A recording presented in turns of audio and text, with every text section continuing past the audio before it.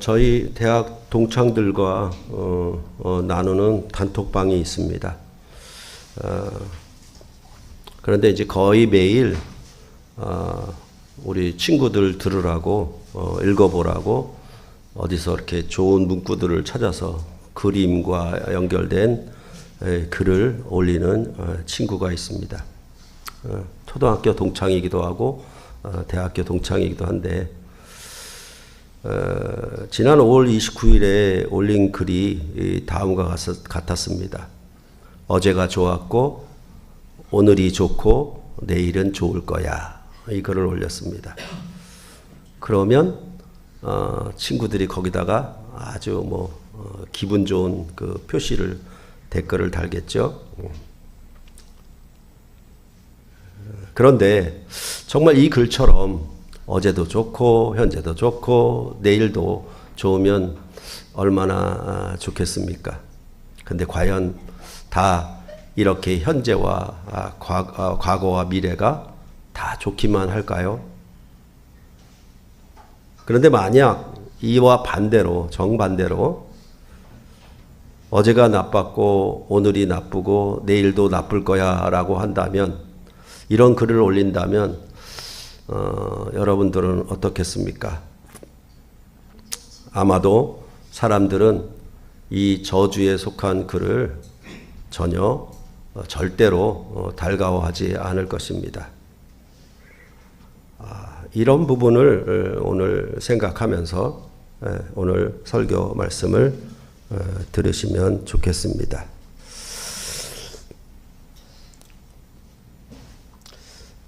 지난 시간에 말씀드렸던 것처럼 신명기는 크게 세 부분으로 나눌 수 있는데, 그 세 부분 가운데 첫 번째인 1장 1절부터 4장 43절은 과거의 역사를 말을 하고 있고, 중간 부분에 아주 많은 분량으로 4장 44절부터 29장 1절까지는 모압 언약, 즉 가르침에 대해서 말을 하고 있습니다.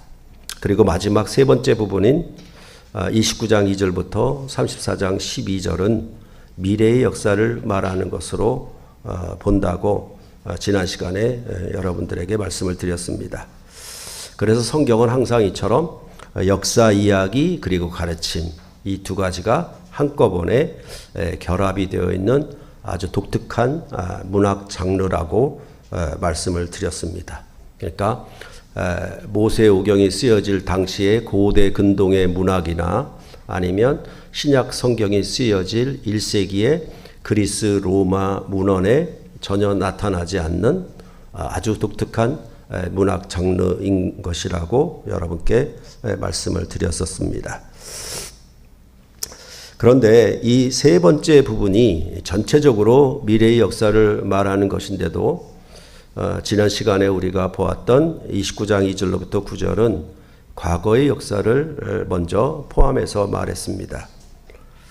그래서 이스라엘이 애굽에서 나와 광야를 지나 요단 동편 땅을 차지하는 데 이르는 그 과거의 역사를 말했습니다. 그것은 여호와 하나님이 강한 손으로 이스라엘을 애굽에서 인도하여 내시고 광야를 지나는 가운데서도 이스라엘을 지키고 보호하셨으며, 또한 가나안 땅 정복을 눈앞에 두고 요단강 동편 땅을 미리 선취함으로 말미암아 저 가나안 땅을 충분히 분명히 얻게 하실 것을 미리 알게 하셨습니다. 그러니까 이런 하나님 편에서 하시는 이러한 역사들을 보고 너희는 이 언약의 말씀을 지켜 형통하라, 이렇게 말을 하였던 것입니다.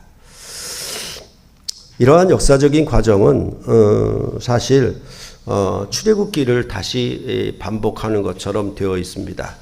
출애굽기에서도 애굽에서 나온 이야기, 홍해를 건너 광야를 들어간 이야기, 그리고 시내산에 이른 얘기를 하고 있기 때문에 그렇습니다. 그래서 출애굽기 19장 4절은 내가 애굽 사람에게 어떻게 행하였음과 내가 어떻게 독수리 날개로 너희를 어버대게로 인도하였음을 너희가 보았느니라로 이렇게 한 구절로 출애굽 역사를 1장부터 18장까지의 역사를 그냥 정리를 해버렸습니다. 그런데 이러한 여호와 하나님이 애굽에서 이끌어내시고 광야를 지내게 하신 목표는 시내산에 이르게 하는 것이 목표였고, 시내산에 이른다라고 하는 것은 이스라엘 백성과 하나님이 언약을 맺기 위한 그 목표로 지금 애굽에서 이끌어서 여기까지 인도하여 냈다라고 말씀하였던 것입니다. 이와 같은 출애굽기의 순서를 따라서 오늘 본문에서도 이제 10절로부터 13절에 언약적인 맹세를 하는 내용이 나오고 있는 것입니다. 그러니까 앞에서 우리가 2절로부터 9절에서 보았던 것처럼 애굽에서 끌어내었고 광야에서 인도하여 내었고 지금 요단강 동편 땅을 차지한 그 시점에서 이제 너희와 언약을 맹세를 이제 맺으려고 한다, 이런 얘기를 이어지고 있는 것입니다. 그러니까 항상 이러한 출애굽기의 그 패턴, 그런 부분들을 우리가 가지고 있으면 이제 각 여러 성경의 그 흐름과 문맥을 제대로 잘 잡아낼 수가 있습니다. 여하튼 이렇게 언약에 참여하는 자들에 대해서 위로부터는 지도자 계급들과 아래로는 유아들과 아내들, 그리고 심지어 객과 나무를 패며 물을 깃는 종들까지 말을 하고 있습니다. 그러니까 이 언약에 참여하는 자들을 그냥 저 높은 계급들만 참여하는 것이 아니라 저 밑에 심지어는 그 땅에 거하는 나그네와 같은 사람들, 그리고 나무를 패며 물 깃는 종들까지라도 이 언약에 모두 참여한다. 그래서 유아와 아내들까지라도 참여한다라고 얘기를 하고 있고, 그러니까 이 언약은 이스라엘 백성 안에, 이스라엘 안에 거하는 모든 사람들은 한 사람도 빠짐없이 모두가 다 이 언약에 참여하는 자들이다라고 말을 하고 있는 것입니다. 그렇게 해서 전체의 이 공동체적인 언약을 맺는 것이다라고 말을 하고 있는 것입니다. 이렇게 이들이 언약적인 맹세에 참여하게 되면 하나님과의 관계가 맺어진다라고 여러분께 말씀을 드렸고, 그 언약을 맺어지는 관계가 뭐냐 하면 나는 너희 하나님이 되고 너희는 나의 백성이 되고, 이게 항상 언약의 정형구라고 말씀을 드렸고, 성경에서는 이런 말씀들이 굉장히 많이 반복된다라고 말씀을 드렸습니다.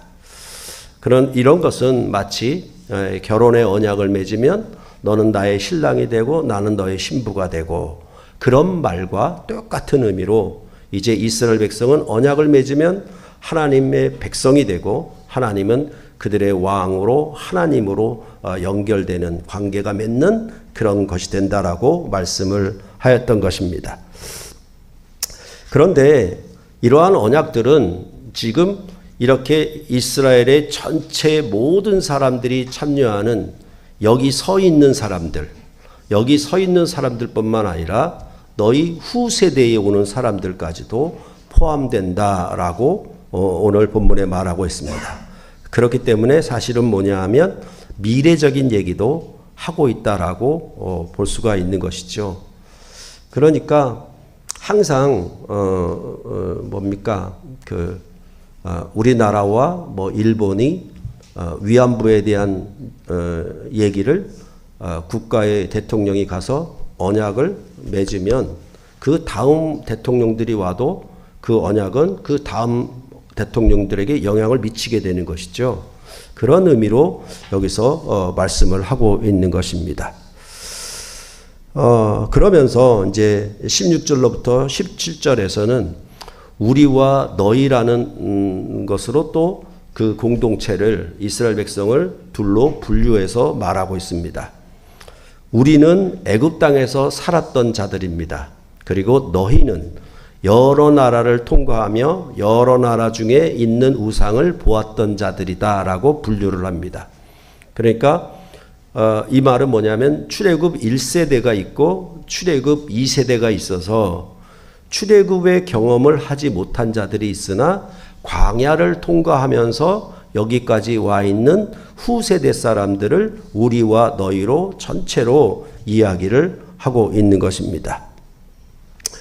이렇게 우리와 너희 즉 출애굽 1세대와 2세대 모두가 다 언약에 참여했는데 이제 그들의 미래에 대해서 18절로부터 19절에 말하기 시작합니다. 18절에서는 언약에 참여한 자들을 남자나 여자나 가족이나 지파로 말을 했습니다.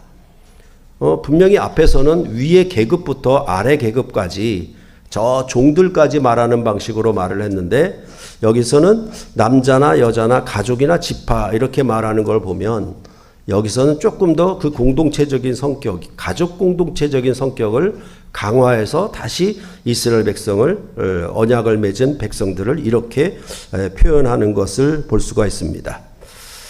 그런데 이들 가운데 그 마음이 우리 하나님 여호와를 떠나 버려서 그 모든 가나안의 민족들의 신들을 섬길까 염려가 된다라고 말을 하고 있습니다. 그러니까 언약 그 10가지 말씀들 중에 제1계명을 범하는 자들이 있을까 염려가 된다. 그러면서 뭐라고 얘기하냐면 독초와 쑥의 뿌리가 너희들 가운데 생기기도 할 것이다 라고 말합니다. 그 독초와 쑥의 뿌리가 생겨나는 것에 대하여 19절에 설명해 줍니다. 그것은 이 저주의 말을 듣고도 심중에 스스로 복을 빌어 이르기를 내가 내 마음이 완악하여 젖은 것과 마른 것이 멸망할지라도 내게는 평안이 있으리라 할까 함이라 라는 말입니다. 그러니까 전체적으로 지금 이 언약을 저주의 말이라고 통틀어서 그렇게 규정해서 말을 합니다. 여기는 저주의 말이야. 이건 저주의 언약이야. 이를 듣고도 자기 마음속에 복을 빌기를 뭐라고 얘기하냐면 내 마음이 완약해서 젖은 것과 마른 것이 멸망할지라도 내게는 평안이 있을 거야 라고 말을 하고 있는 것입니다. 그러니까 사실은 이 젖은 것과 마른 것이 멸망한다는 뜻이 무엇인지에 대해서는 아주 명확하게 알기는 쉽지 않습니다. 그런데 만약에 세상의 모든 물건을 젖은 것과 마른 걸로 분류한다라고 하면 젖은 것과 마른 것이 멸망한다는 얘기는 모두 다 폭삭 망한다라는 얘기가 된다라고 볼 수 있을 것입니다. 즉 완전히 다 멸망하는 가운데서도 자기 스스로는 나는 평안할 거야. 그 멸망과는 관계가 없을 거야 라고 스스로 마음이 완악해서 생각을 하는 경우 이렇게 말을 하고 있는 것입니다. 그러니까 이 말씀은 요즘 우리들 가운데도 많은 사람이 회자하고 있는 앞에서도 친구의 글을 말씀드렸던 것처럼 매사 우리는 긍정적으로 살자, 부정적인 시각으로 보지 말자, 뭐 이런 얘기가 주어지는 것과 거의 비슷하죠. 근데 그 긍정적으로 살자라고 하는 것은 이렇게 언약을 배반하고 마치 부부관계에서 다른 남자나 다른 여자를 구하는 음행의 관계처럼 심각한 일이 벌어졌는데도 불구하고 난 괜찮아 이렇게 생각하는 것은 아닐 겁니다. 아마도. 그런데 여하튼 모든 일에 대해서 평안할 거야, 행복할 거야, 안전할 거야 이렇게 믿고 있는 사람들, 그런 사람들에 대해서 얘기를 하고 있는 것입니다. 그렇기 때문에 다른 말로 하면 이런 단어가 있는지 모르겠어요. 초긍정주의자 이렇게 볼 수도 있겠습니다. 세상이 무너지는 듯한 심각한 상황이 자신이 언약을 거역함으로 발생하는데도 불구하고 자기에게는 늘 평안이 있을 거야 라고 생각하는 자들입니다. 그런데 여기 신명기에 나오는 이런 자들은 예레미야 때 있었습니다. 즉 이스라엘 백성이 이제 풍전등화처럼 바벨론에게 곧 망할 것인데 그 가운데 이스라엘은 절대로 패망하지 않고 평안할 것이라고 백성들에게 말하는 거짓 선지자들에 대해서 예레미야는 말합니다. 그래서 예레미야 23장 17절에 보면 그 선지자들은 여호와의 말씀이라라고 하며 또 자기 마음이 완악한 대로 행하는 모든 사람에게 이르기를 재앙이 너희에게 임하지 아니할 거야 라고 속삭이는 것입니다. 절대로 이방 나라가 우리를 침략하여 우리나라가 망하지 않을 거야. 왜냐하면 하나님이 우리를 지켜줄 거야. 이렇게 백성들에게 거짓말로 얘기하는 겁니다. 실상은 이방 신을 섬기고 온갖 패역한 짓을 다 하면서도 하나님은 우리 편이셔서 이방 나라가 우리나라를 전혀 침략하지 못할 것이며 만약 침략한다 하더라도 절대로 우리는 멸망하지 않고 평안할 거야라고 그렇게 예레미야서의 거짓 선지자들은 말했습니다. 이러한 얘기는 에스겔서 13장 16절에도 또 나옵니다. 하나님의 심판이 임박했는데도 불구하고 아무 일이 없고 평안할 것이라고 속이는 자들이 있었다라고 말해주고 있습니다. 바로 이러한 자들에게 강력한 아주 혹독한 심판이 있게 될 것임을 이제 20절로부터 21절에 아주 엄하게 말씀을 하고 있습니다. 제가 설교문에 다 담지는 않았지만은 여러분들이 그 오늘 본문을 읽으면 그 하나님의 진노와 노함과 격분 그런 표현들이 얼마나 반복이 되고 그 다음에 그 재앙과 불을 더한다 이런 방식으로 얼마나 극렬한 맹렬한 노를 나타내시는지 여러분들이 본문을 한 번 더 읽어보시면 되겠습니다. 그래서 20절과 21절을 보면은 여호와는 이런 자를 사하지 않으실 뿐 아니라 그 위에 여호와의 분노와 질투의 불을 부으시며 또 이 책에 기록된 모든 저주를 그에게 더하실 것이라. 여호와께서 그의 이름을 천하에서 지워버리시되 여호와께서 곧 이스라엘 모든 지파 중에서 그를 구별하시고 이 율법책에 기록된 모든 언약의 저주대로 그에게 화를 더하시리라. 이렇게 강력한 심판을 분노를 말을 하고 있는 것입니다. 그런데 이 언약의 얘기는 사실은 지금 세대뿐만 아니라 후의 자손들의 세대에도 이 언약을 함께 맺는 것이라고 말을 했던 것을 여러분들이 다시 기억하시면 22절 이하에서는 이제 미래의 역사를 말하기 시작합니다. 그래서 22절에 보면 너희 뒤에 일어나는 너희의 자손, 그리고 저 멀리서 오는 나그네, 그리고 24절에는 여러 나라 사람들을 등장시켜 말을 합니다. 이들 모두가 물을 것입니다. 질문할 것입니다. 그들이 물은 것은 뭐냐 하면 이스라엘이 저주로 인한 땅의 재앙을 받는 것을 보고 물을 것입니다. 이스라엘 백성 가운데 유행하는 질병들을 보고 또 온 땅이 이전에 소돔과 고모라 성이 유황과 불의 심판을 받았던 것처럼, 그리고 모든 결실이 아무것도 나지 않은 아주 황폐한 땅의 심판을 받는 그런 것들을 보고 물을 것입니다. 그래서 여러 나라 사람들은 어찌하여 여호와 하나님이 진노와 격분과 맹렬한 노하심으로 저주와 재앙을 이렇게 더하시는지, 그 화가 끝까지 나는 모습으로 그렇게 재앙을 내리시는가 물을 것입니다. 그래서 그 하나님의 뜻이 무엇이길래 이스라엘 백성을 향한 저주와 재앙이 이렇게 극하게 강력하게 나타났는가, 그에 대해서 이스라엘 백성들에게 물을 것입니다. 그때의 사람들이 25절로부터 26절에 그에 대한 답을 할 것입니다. 그 무리가 그들의 조상을 애굽에서 인도하여 내실 때에 맺은 언약을 버리고 자기들이 알지도 못하는 다른 신들을 따라 섬기고 그 앞에 절한 까닭이라고, 제1계명을 범한 까닭이라고 말을 하고 있는 것입니다. 그러니까 부부관계에서도 뭐 여러 가지 잘못이나 실수나 부족한 점이 있을지라도 음행은 극도의 분노를 가지지 않을 수 없게 하는 것과 같은 겁니다. 그럴 정도로 여호와 하나님은 이렇게 가장 큰 분노를 나타내고 있는 것입니다.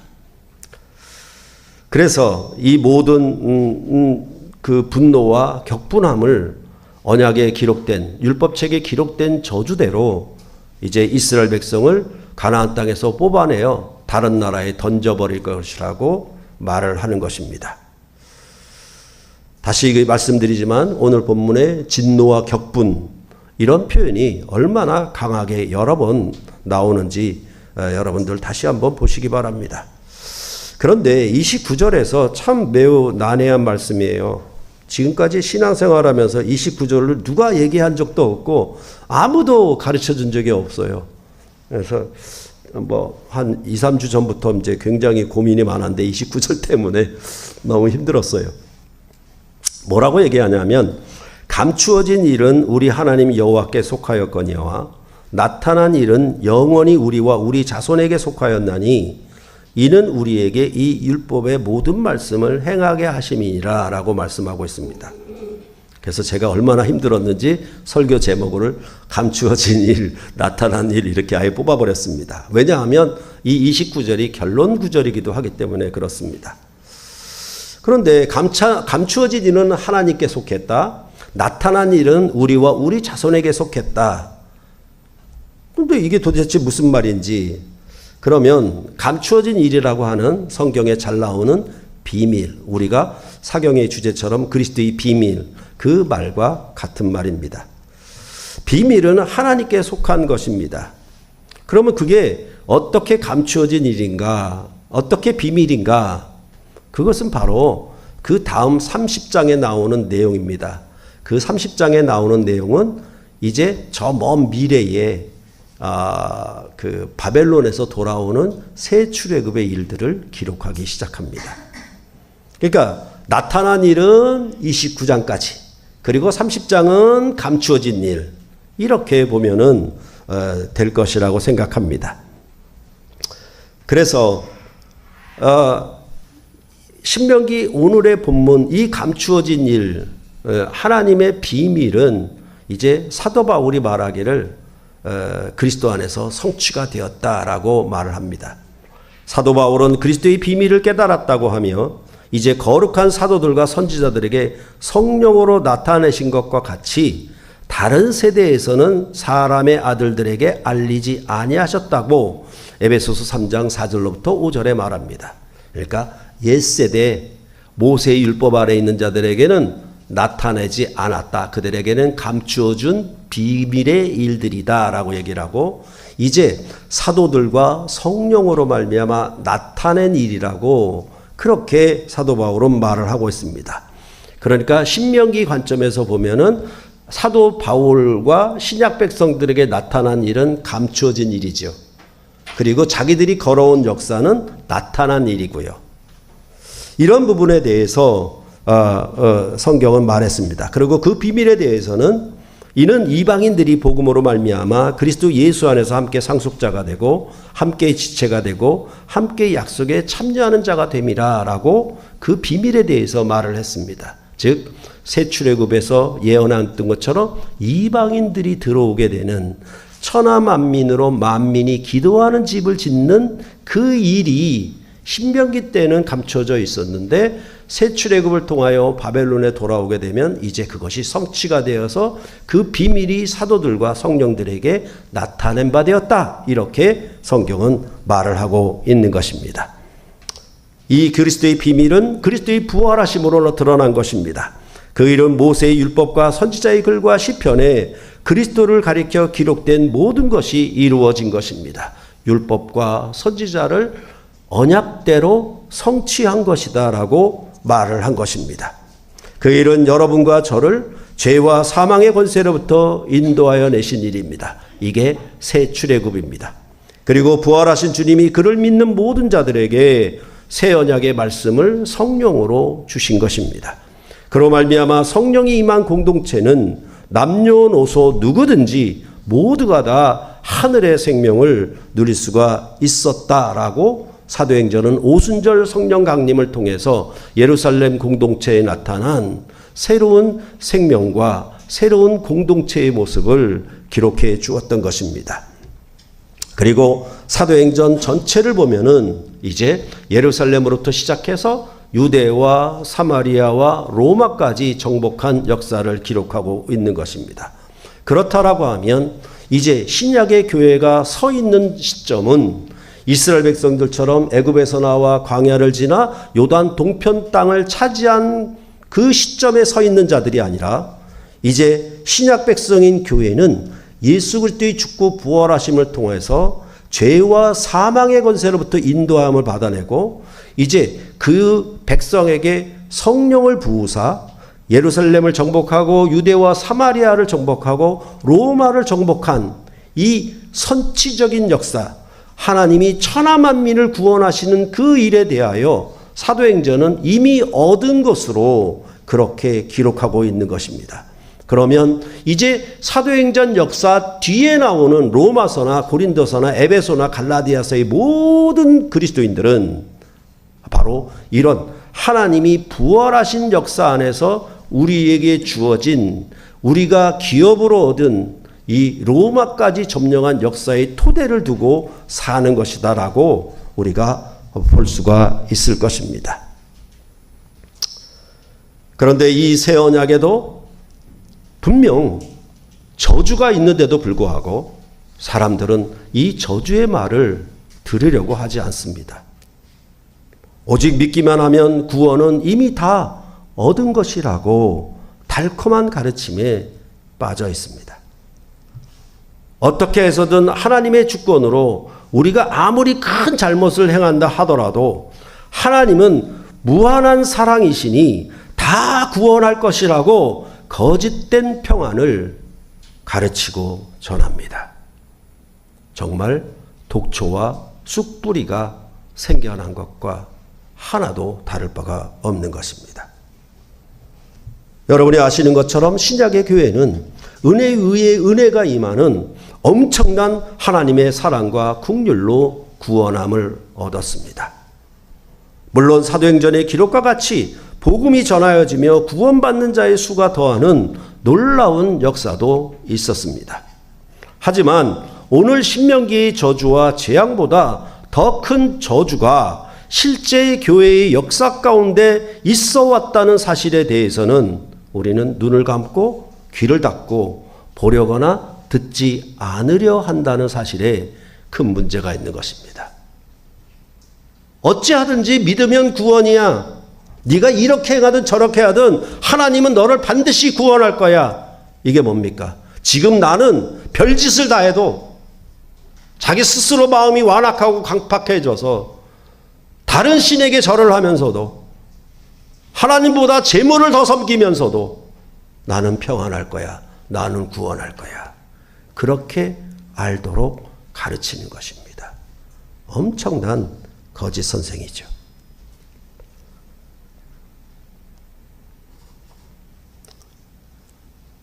교회의 역사 가운데 저주와 심판은 소돔과 고모라의 심판보다 아니 이스라엘의 심판보다 더 큰 하나님의 진노와 격분 가운데 나타났던 사실을 역사적 사실을 우리는 잊지 말아야 합니다. 십자가에 하나님의 아들을 못을 박아 죽이는데 앞장선 유대인들, 사도의 복음의 전파를 가장 앞장서서 가로막았던 유대인들에 대한 심판은 그들은 가나안 땅에서 쫓겨나 자그마치 2000여 년 동안 이방 땅에 떠돌아다니는 그런 심판을 당했던 하나님의 저주와 격분이 얼마나 크게 나타났는가. 70년의 포로가 아니라 2000여 년의 포로 생활을 그들은 하였던 것이고 거기에 더해서 히틀러로부터 엄청난 학살을 당했던 그 사실은 우리가 분명히 알고 있을 것입니다. 그런 일들은 자연으로나 아니면 우연으로 죽은 것이 아니라 필연적으로 언약을 배반했고 메시아 예수를 거절했고 그들은 로마의 황제를 자기들의 하나님으로 왕으로 받으려고 했기 때문에 그런 저주와 심판이 이제 유대인에게 있어 왔던 역사를 우리는 절대 잊어서는 안 될 것입니다. 사도행전을 보면은 초대교회의 복음 전파로 말미암아 튀르키예를 비롯한 이 동아시아 지역에 얼마나 많이 복음의 전파가 이루어졌고 믿는 자들이 구원이 일어났는지 기록을 하고 있습니다. 그러나 지금 그 땅은 어떻게 되었습니까? 이슬람 땅으로 바뀌었습니다. 저주죠. 재앙이죠. 중세시대의 타락은 십자군 전쟁의 실패로 말미암아 아주 후대까지 엄청난 영향을 미쳤습니다. 그것도 저주와 재앙입니다. 종교개혁 이후로 가장 개혁적인 교회들이 있었던 영국과 네덜란드는 제국주의 정책을 시행하여서 이방 나라의 은과 금을 탐하였고 그렇게 거두어들인 재화로 그들은 세속의 영광과 번영을 추구했습니다. 그리하여 현재는 유럽의 교회가 텅텅 비는 저주 가운데 있게 된 것입니다. 예정론이나 선택론에 대해서는 열심이었지만 정작 이웃을 구제하고 섬기는 일에는 등한시했습니다.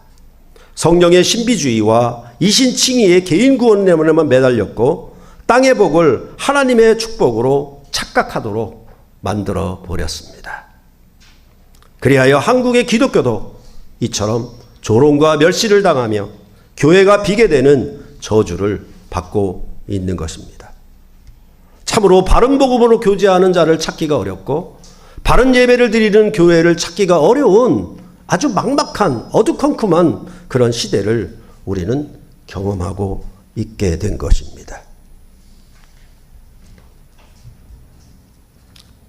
이러한 하나님의 크신 격분과 분노의 심판이 교회의 역사 가운데 진행되어 왔다라는 것을, 그것도 신명기의 격분과 저주와 분노로 이스라엘을 뽑아서 다른 나라에 내던지는 것 정도와는 비교할 수 없는 그런 하나님의 저주와 심판이 되어 왔다는 사실에 대하여 우리는 다시 한번 역사를 돌이켜봐야 할 것입니다. 뿐만 아니라 이전에 전에 볼 수 없었던 그 유행하는 질병, 그 엄청난 질병이 이전 인류 역사에서 경험할 수도 없는 질병이 온 세계를 흔들고 있습니다. 앞으로 얼마나 큰 질병이 우리에게 닥칠지 아무도 모르는 현실에 처해 있습니다. 난리와 전쟁과 기근은 더해가고 있고 앞으로 세계의 몇몇 사람, 아주 극소수의 몇몇 사람들이 이 전 세계에 어마어마한 부를 차지하고 말 것입니다.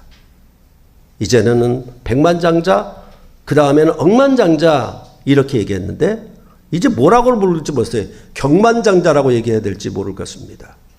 어마어마한 이전 역사에 경험하지 못한 그런 이 세계의 모든 부를 자기 것으로 만드는 놀라운 부자들이 등장하게 됐고 그 부자들은 그 권력을 가지고 세상을 마음대로 흔들 것입니다.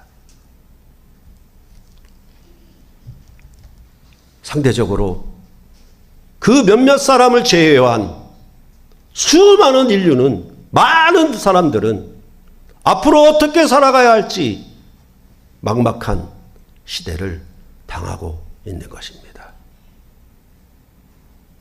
이게 저주가 아니면, 재앙이 아니면 뭐겠습니까?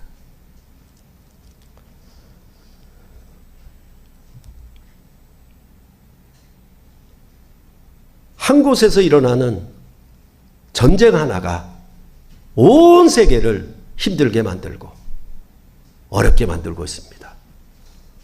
이전 시대에는 그냥 그 지역에서 일어나는 전쟁으로 자기들끼리 싸우고 치고받고 하는 걸로 끝났지만은 이제는 그렇지 않게 되었습니다.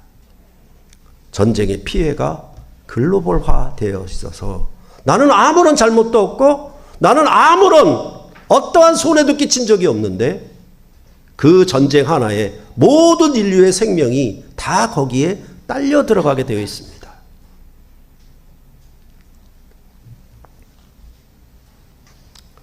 기후변화를 비롯한 처음 창조된 세계의 멸망의 징후들도 계속 큰 재난으로 닥쳐들고 있습니다. 거기에 더해서 개인일 경우에도 복음을 사모하고 경건에 힘쓰는 자들이 줄어들고 있으며 하나님의 말씀을 싫어하며 개인의 현실적 자유와 행복만을 추구하므로 오직 죽기까지 하나님을 복종하는 자들이 희귀하게 되어버렸습니다. 세상 사람들이 평가하고 세상 사람들이 교회를 가치를 매기는 그 관점에서 교회를 바라보는 자들이 많이 생겨났습니다. 그런 것이 저주라고는, 재앙이라고는 하나도 생각을 못합니다. 그러니까 묻지요. 유럽의 교회는 왜 텅텅 비게 되었습니까? 미국의 복음주의는 왜 이렇게 되었습니까? 한국의 복음주의는 왜 이렇게 되었습니다? 라고 물어보지 않겠습니까? 질문에 답해야죠. 하나님보다 다른 무엇을 우상으로 섬겼기 때문이라고. 그래서 이런 저주와 재앙 가운데 있는 것이라고 말씀을 할 수 있는 것입니다. 이러한 모습이 우리 가운데, 역사 가운데, 현 시대에 가지고 있는 저주와 재앙이라는 사실에 대하여 우리는 전혀 경각심도 없고 깨달음도 없는 상태에 그냥 마음이 완악해지고 강팍해진 것처럼 아주 무감각한 시대를 살고 있는 것입니다. 앞서 말씀드린 것처럼 신명기의 저주는 이스라엘 백성에게 속한 객과 종들에게 임한 것입니다. 그러나 신약의 교회에 임한 저주는 만민에게 임하는 것입니다. 이 시대의 저주는 지구상의 어느 한 나라의 전쟁으로 인하여 자기들과 아무 관련도 없으면서도 모두 다 같이 피해를 보고 있게 된 것과 같습니다. 이런 저주를 보면서도 어제가 좋았고 오늘도 좋고 내일도 좋을 거야. 바로 이렇게 말하고 이런 것을 듣기를 좋아하는 자들이 전부 뭐냐 하면 거짓된 평안을 자기는 찾고 누리고자 한다라는 사실입니다. 이런 가운데서 우리가 꼭 기억해야 될 말씀이 하나 있습니다. 세상의 멸망의 징조가 무엇이고 그 멸망을 언제 오르냐고 예루살렘 성전의 멸망을 앞에 두고 제자들이 예수님께 물었을 때 그 마지막 결론은 이거였습니다. 천지는 없어지겠으나 내 말은 없어지지 아니하리라. 이게 뭐냐면 이런 온통 젖은 것과 마른 것이 다 멸망하고 정말 심각한 저주와 재앙으로 모든 세계가 멸망의 위기에 있을 때라도 너희는 천지가 없어진다 하더라도 내 말은 없어지지 아니한다. 즉 그리스도 안에 주신 성령 안에 주신 새 언약의 말씀을 꼭 지켜라. 그것이 영원한 생명을 얻게 하는 것이다 라고 마가복음 13장 31절은 우리에게 말씀해 주었던 것입니다. 예수님은 부활하셔서 승천하심으로 말미암아 이제 세상에는 감추인 바가 되었습니다. 그러면 우리는 나타난 일을 살고 있는 것입니다. 예수의 부활하심으로 나타난 역사를 살고 있는 것입니다. 거기에 대해서 이 감추어진 일에 대해서 언제 주님이 재림하실런지 언제 세상이 종말의 마지막 최종적인 심판이 임할 것인지 그거는 하나님 몫입니다. 제 몫이 아닙니다. 그러나 내가 해야 할 것은 천지는 없어져도 이 언약의 말씀을 굳게 지켜 살아가야 하는 것. 그것에 대해서 우리는 절대로 잊지 말아야만 하는 것입니다. 우리에게나 우리 자손에게나 분명한 것은 예수 그리스도 안에 이루신 부활의 복음을 오늘도 끝까지 지키고 다음 세대들에게도 이 복음을 지키도록, 이 언약에 참여하도록 나 개인만이 아니라 모든 공동체가, 가족 공동체가 함께 이 언약을 지켜 새하늘과 새 땅을 상속해야 하는 부름과 소명에 여러분들은 서 있다라는 말인 것입니다. 이것에 대하여 우리가 분명히 이 시대와 이 모든 일들을 분별하고 깨어 있어서 모든 것이 잘 되겠지, 모든 것이 행복하겠지, 다 평안할 거야, 이런 거짓된 가르침에 절대로 속지 아니하고 그리스도 안에서 하나님은 반드시 심판으로 임하게 된다는 사실을 우리가 기억하고 그것에 대한 두려움과 염려가 아니라 오늘도 복음의 말씀을 지키며 살아가는 오늘의 삶을 하나님 앞에 살아갈 때 우리의 감추어진 일, 미래는 우리에게 그대로 언약하신 바대로 주어질 것임을 믿고 여러분의 삶이 믿음 가운데, 언약 가운데 지켜 행함으로 굳게 서게 되기를 간절히 소원합니다. 기도하시겠습니다.